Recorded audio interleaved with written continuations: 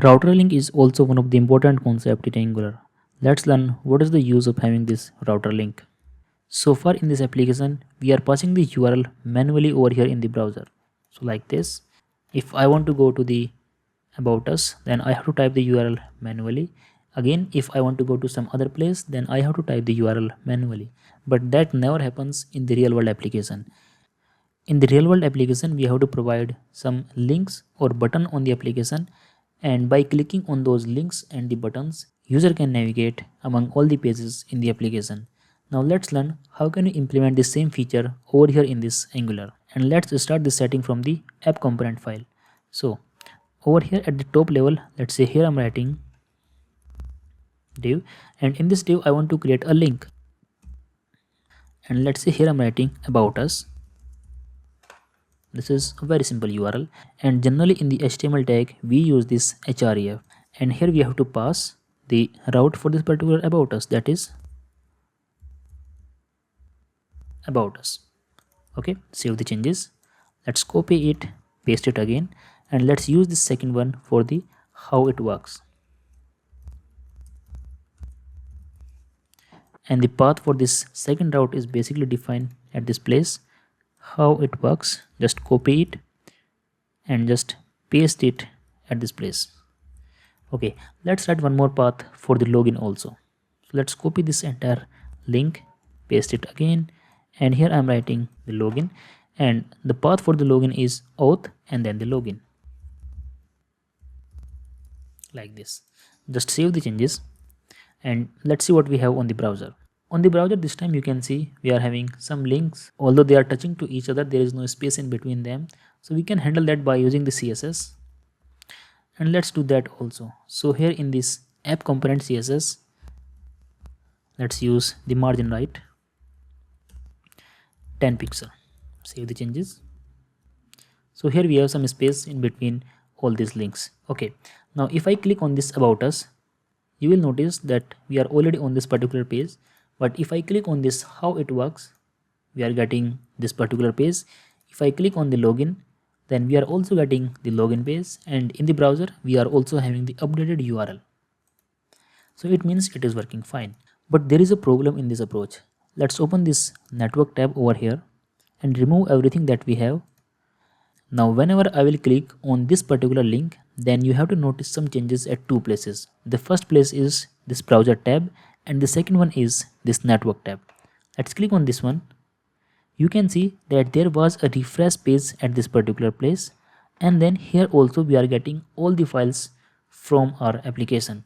Now if I click on this about us, then again you can see we are getting all the files, and again there was a refresh over here. But when we talk about the Angular is basically a single page application. It means there should not be any loading on the browser side. All the loadings will take place inside your one single page. But in this scenario that we are using right now, this single page application is not working.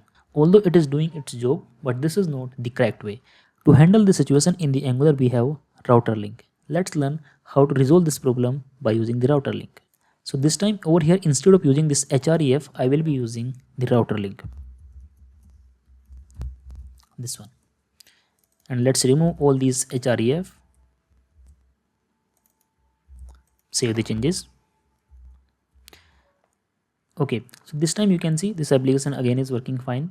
And if I click on this how it works, you can notice there is no change in the network tab and there is no loading on the browser side. Again, let's click on this about us. You can see there is no change here in this network tab and there is no loading on the browser side.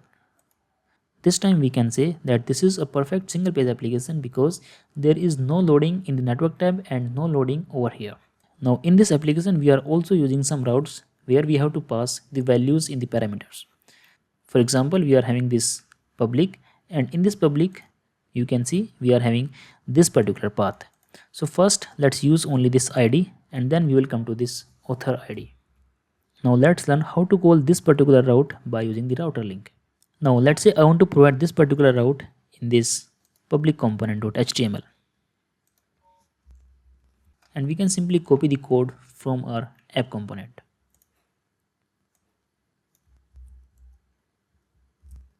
Okay, so this time here I have to write public, then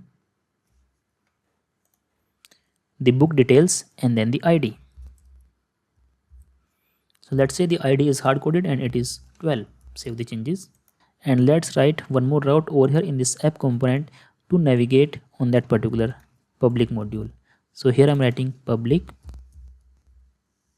and then all books. Save the changes. So here on the browser we have one more link. Let's click on this one, all book, and this time we have one more link. Let's update this name. So we do not have to use this login, we have to provide details. Save the changes, and again we are having this. Let's click on this details, and you can see that this is also working fine. But in a real-time application we do not have to pass this value as an hard code that we are doing over here.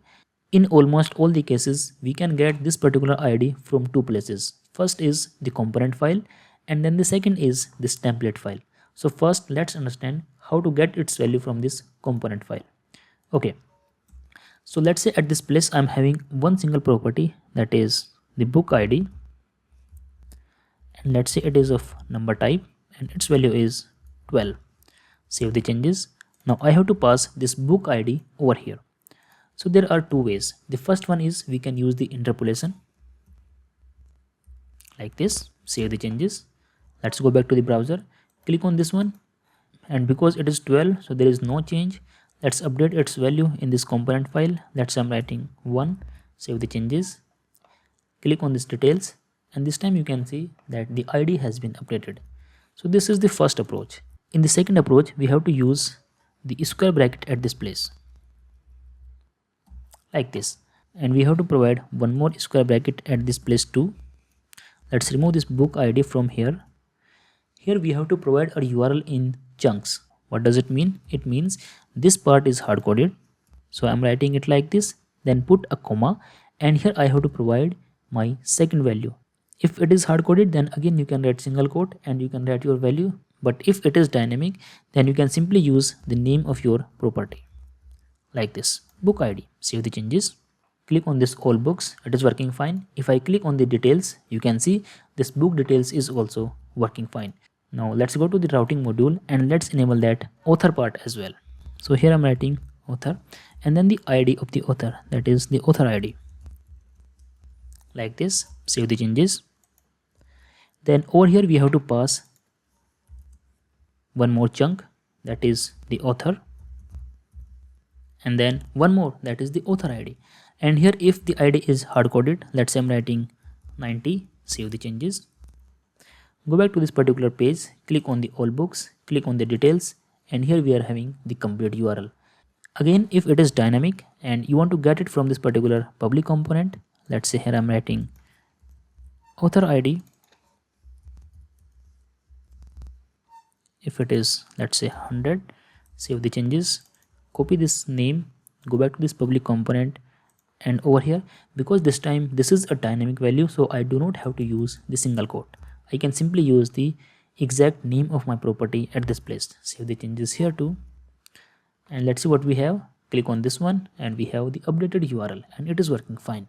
This is how you can pass the dynamic data in your router link. In the router link you can also use the relative path. So let's simply copy this code at this place and go to the app component, and here again I'm having this particular URL, and here I'm writing from app just to identify the changes. Save the changes, and here in the app component, because we do not have these properties, so let's make them hard coded. So let's say it is 1, and for the author ID it is 3. Save the changes, and this time you can see that we are having two details button. Okay, so let's click on this one. You can see that this page is working fine. Click on this one too, and again this is working fine. If we talk about this app component, here you can see that we are at the root level, and from this place we have to provide this complete URL. But if we talk about this public component, this HTML file, here we are already inside this public module, so we do not have to provide this particular name like this.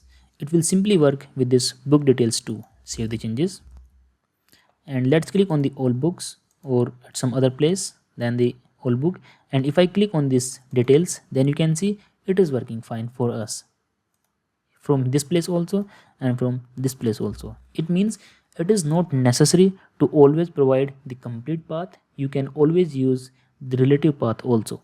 And in the relative path, if at any place you have to provide that dot this one, then this is also applicable here in the Angular.